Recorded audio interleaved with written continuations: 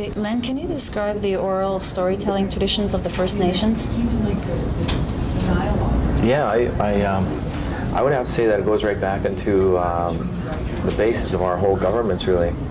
You know, because we're an oral tradition people. Like within a Coast Salish, when a name was given out, before the name was given out, witnesses would be called.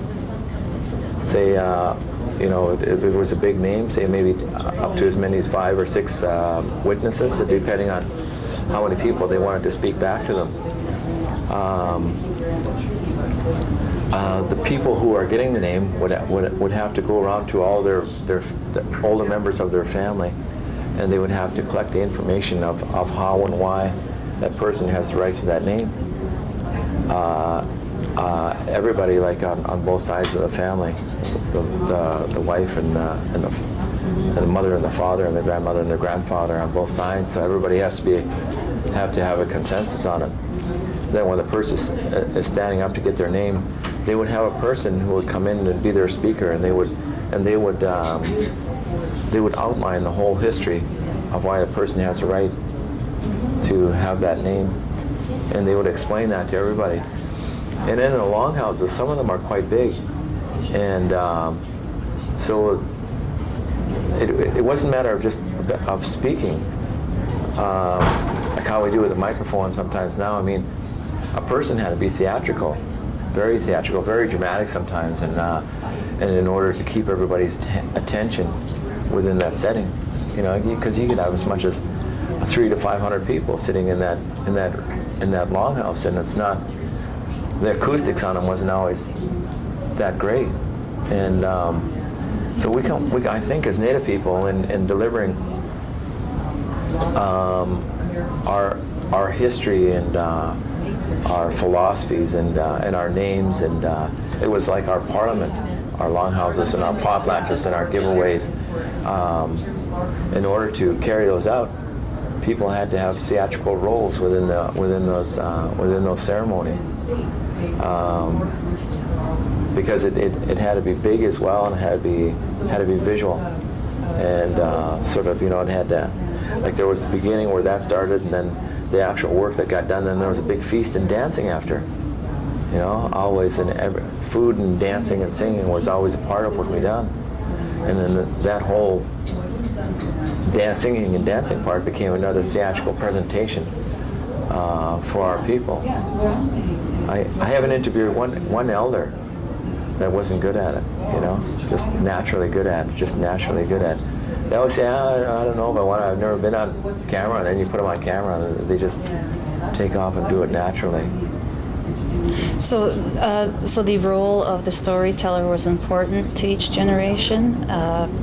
Why was that?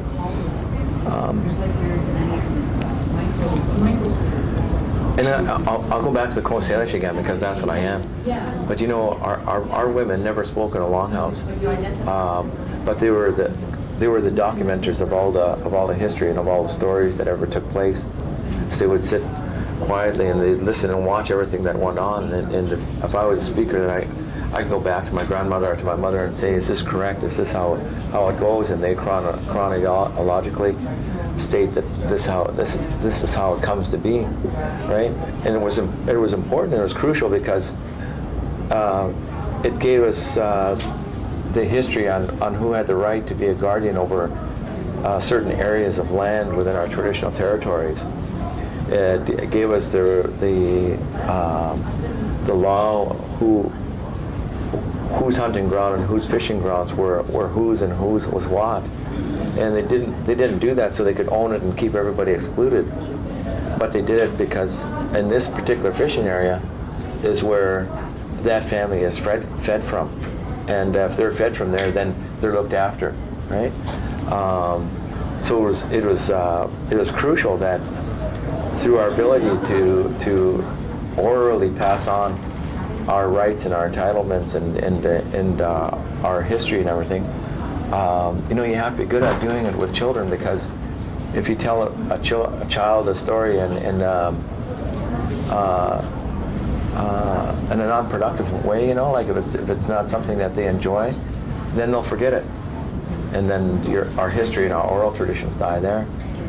So our people had to be good storytellers and be able to make people cry and laugh and feel their anger and feel their peace and feel their to envision the sunset and the sunrise and how the rivers flow and the wind blows.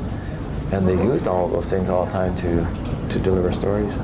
Is that common today? Do we still have storytellers in our First Nation communities? Yeah, we do. I think that's why it's so easy for us as Native people to adapt to the film industry, because the film industry is really oral and it's really visual. And once we capture into that, the films that I have done, like the documentaries, like Honor of All was one, that I worked on, and all those people played themselves. People of Alkali Lake, they had never been in front of a camera, and never been around sound equipment and stuff. And excuse me, we shot it in less than 10 days, right? The whole thing, maybe 15 days. And those people, and they made everybody cry, and they made everybody laugh, and they relived what they had gone through. And I think that's based on an oral tradition. That's based on. Okay, you grew up in the film industry at the age of 9, around the whole world of entertainment. You were explaining how you combined that with the industry and with your traditional knowledge. Can you explain more about that? How has that helped you?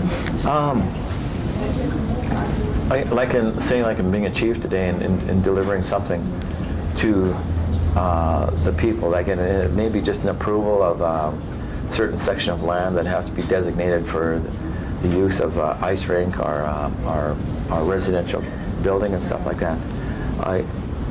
I think from my background in entertainment, like I can read from them, like when they're unhappy, and I can read from them when they are content. I can tell right if the information I'm giving to them is reaching them or if it's not. Then I can switch with that. And I have an instinctive time clock where, I think it's okay to talk, but it's never okay to talk too long and too much into. So once in a while I fall down and do that, but majority of the time I can start at one point. Like if you want me to speak 20 minutes, I can speak 20 minutes, and that's it, and say something clear and precise in it.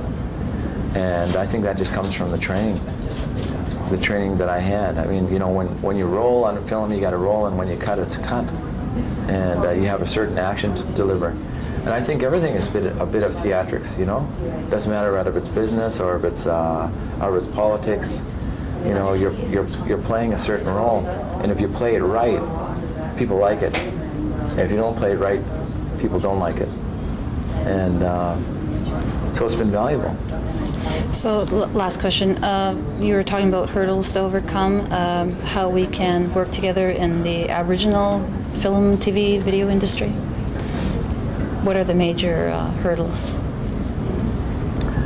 I think the one major hurdle is that in any industry, it's tough. It's a war out there, and if you bust your back and trying to get into it on your own, it's a hard nut to crack. I think the hurdle that we have to come over within ourselves is realizing that we have great potential in ourselves. Like one of the speakers this morning, Loretta Todd, was saying, that she believes that we can do most anything that we want. We can create a powerful part of the whole film and video industry, and I believe that as well. So we don't have to be excluded, but we can do things in parallel.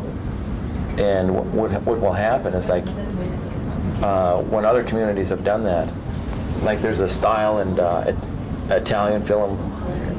Excuse me. There's a style in Japanese film. There's a style in French, and there's definitely a style in the native Aboriginal community. There's a style waiting to come out that we can do, and the only way we're going to arrive at it is for us to trust each other and come together and do it.